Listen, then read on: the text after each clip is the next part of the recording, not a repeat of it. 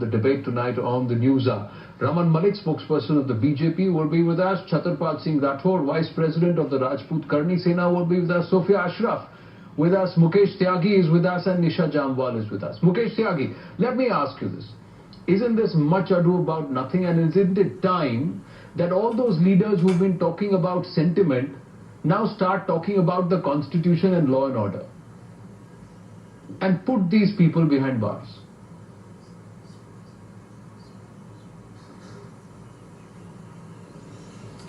You see, it is very unfortunate this kind of event is being unfolded and constitution has been completely put to abeyance. The law and order machinery, I do not know what are the reasons, but certainly there are ways to handle any protest. The protest has to be, number one, peaceful. This is what we have learned in democracy. The peaceful nature of the protest is perfectly legitimate. And I understand there are some historical concern. The point which I am trying to raise is, if you see, Madhur Bhandakar made a film called Hindu Sarkar. Now he literally understood the possibilities of backlash coming in from certain section of the political parties, and he kept it Hindu Sarkar. He changed the name of the character from Sanjay Gandhi, Indira Gandhi, two fictitious characters. He called them chief.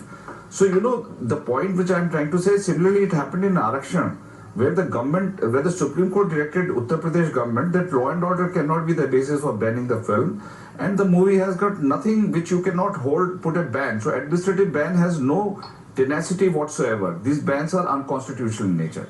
The third point which I want to say is the similar controversy happened when Deepa Mehta made a film called Water. She had to finally go to Sri Lanka, and she had to make such a sensitive film on the young widows.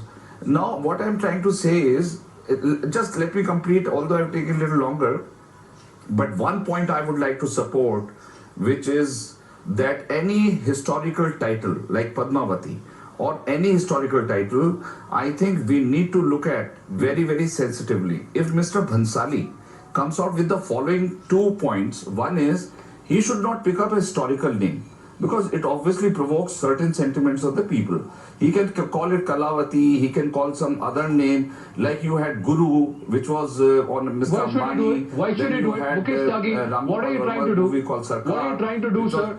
Don't try and sail on two boats. Don't try and sail on two boats. You will end up with splits, you know where. You will end up with splits, you know where. You got no business telling what Sanjay Bhansali should do or not do. No, what do you mean? He has come out and said, no, please, Mr. I'm only trying to be... said very clearly that his movie is an adaptation. Yeah. His movie is an adaptation of the 1540 classic or the poem written by Malik Muhammad Jaisi, that is Padmavat. And that's how he derives Padmavati to be. Whether he should title it Padmavati, Kalavati, Karnavati or Leelavati, that is something that the censor board of the CBFC will turn around and tell him. And if he's saying his movie is an adaptation, he's got every right to put an adaptation out. And like Chetan Bhagat told me, if there are others who believe that this is not the right version, let them crowdfund, let them cast somebody like Mukesh Tyagi and anybody else, and also make another movie that shows Khilji and Rana Ratan Singh and also Padmavati or Rani Padmini, and put out their version. And let that also be passed by the CBFC and released for public viewing, and let the people watch both sides and both versions.